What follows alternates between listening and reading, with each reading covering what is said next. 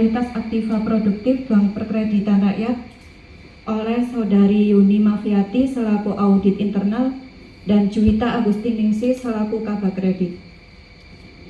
Keenam, aplikasi dan diskusi. Ketujuh, penutupan. Menginjak acara yang pertama, marilah kita membacakan Bismillah. Allahumma sholli ala sayyidina Muhammad wa ala ali sayyidina Muhammad walhamdulillah. Hamdan syakirin, hamdan mahmud, hamdan lillahi wa lillahi ya Rabbana lakal hamdu kama yanbaghi li jalali wajhika. Allahumma ighfir li dhunubi wa walidayya wa arhamhum kama rabbayani saghira. Rabbi hab li shalihin Rabbana hab lana min azwajina wa dhurriyyatina qurrata a'yun waj'alna lil muttaqina imama. Rabbana zalamna anfusana wa in lam taghfir lana wa tarhamna lanakunanna minal khasirin. Rabbana atina fid dunya hasanah wa fil akhirati hasanah wa qina adzabannar. Sallallahu alaihi sayyidina Muhammad wa ala alihi washabbihi wa baraka wasallam. Assalamualaikum warahmatullahi wabarakatuh. Acara ketiga menyanyikan lagu Indonesia Raya dan Mars DPR. Untuk semua peserta, saya persilahkan untuk berdiri.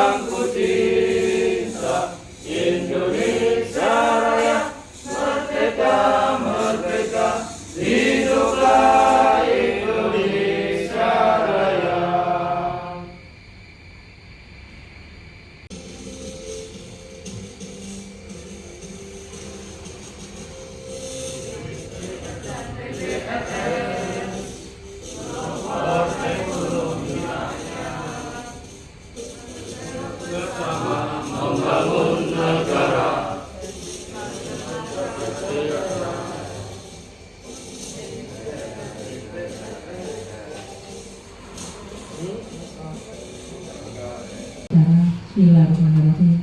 Assalamualaikum warahmatullahi wabarakatuh. Waalaikumsalam warahmatullahi wabarakatuh. Selamat pagi dan salam sejahtera buat kita semua. Pak Harwanto serta semua jajaran kami yang Ibu banggakan.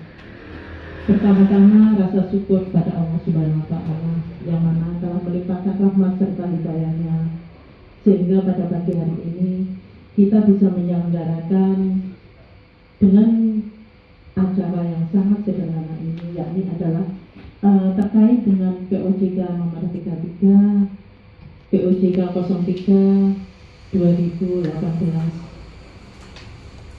kualitas aktiva produktif dan pembentukan penyisihan penghapusan aset produktif untuk BPR atau Bank Perkreditan Rakyat.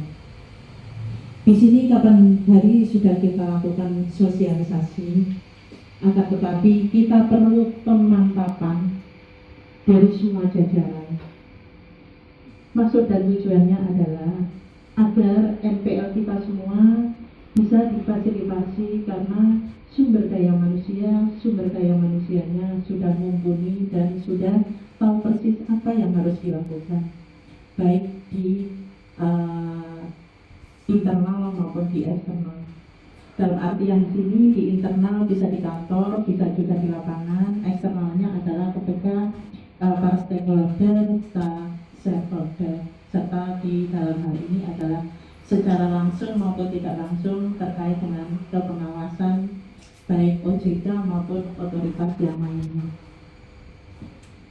Ada beberapa contoh yang nanti akan dituangkan oleh narasumber, kolaborasi antara Mbak Yuni selaku audit internal dan Mbak Juwita selaku kabak kredit terkait dengan bagaimana aset itu dan bagaimana cara menyisihkan terkait dengan PPAP dan bagaimana kualitas aset produktif di PT DPR Kuburan Rata pertama ini. Manajemen berharap semua jajaran memahami akan hal ini karena setelah kita ketahui bahwa masih ada beberapa nasabah yang sekiranya jatuh tempo pertama, jatuh tempo bulan April, akan tetapi AO tidak mengetahui. Salah satunya adalah itu. Kemarin kita sudah memberikan ilustrasi terkait dengan beberapa contoh case. Kemudian kita ambil lagi yang benar-benar kualitas aktiva produktifnya terkait dengan aset produktif kecil kemungkinan menanggung dan mengandung unsur risk karena call-nya lancar.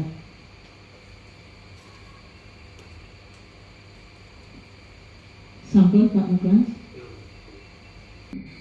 Terkait dengan lancar di DPK, kurang lancar dan diragukan, itu dikaitkan dengan kemampuan pembayaran debitur terhadap pokok dan bunga.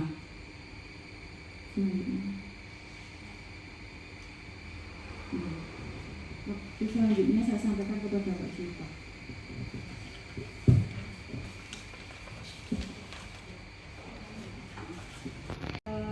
Presentasi untuk PPAP, nilai pembentukan PPAP, yang mana dalam pembentukan nilai PPAP ada dua, yaitu PPAP umum dan PPAP khusus yang ditetapkan.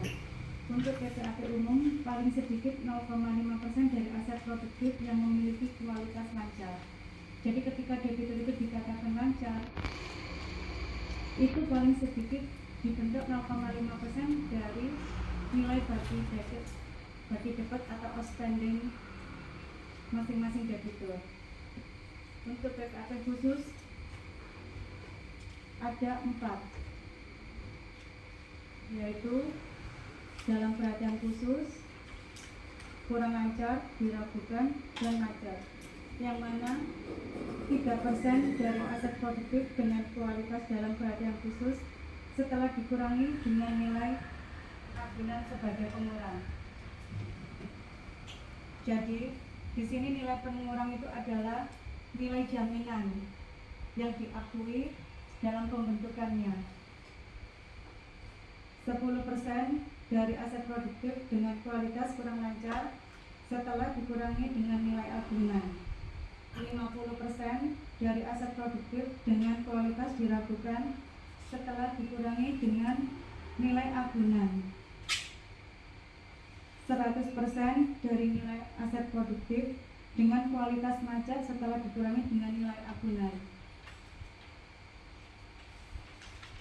Pada poin 1, nilai agunan yang diperhitungkan sebagai pengurang dalam pembentukan PPAP sebagaimana dimaksud dalam pasal 16 ayat 3 100A 100% dari nilai agunan yang bersifat liquid berupa SBI, surat utang yang diterbitkan oleh pemerintah pusat Republik Indonesia, tabungan dan atau deposito yang diblokir pada DPR yang bersangkutan disertai dengan surat kuasa pencairan dan atau logam mulia yang disertai dengan surat kuasa badai.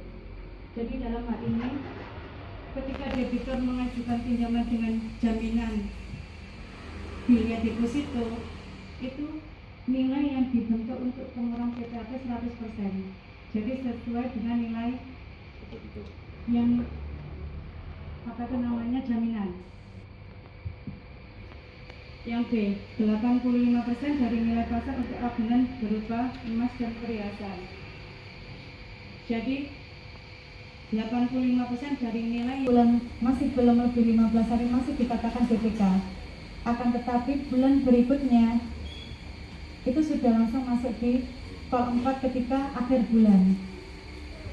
Diragukan terdapat tunggakan angsuran pokok dan atau lebih bunga lebih dari 180 hari sejak tanggal jatuh tempo angsuran, tetapi tidak lebih dari 360 hari sejak tanggal jatuh tempo angsuran, dan atau kredit telah jatuh tempo lebih dari 30 hari tetapi tidak lebih dari 60 hari. Macet, terdapat tunggakan angsuran pokok dan atau bunga lebih dari 360 hari sejak tanggal jatuh tempo angsuran. Kredit telah jatuh tempo lebih dari 60 hari, kredit telah diserahkan kepada Direktorat Jenderal Kekayaan Negara, kredit telah diajukan penggantian ganti rugi kepada perusahaan asuransi kredit.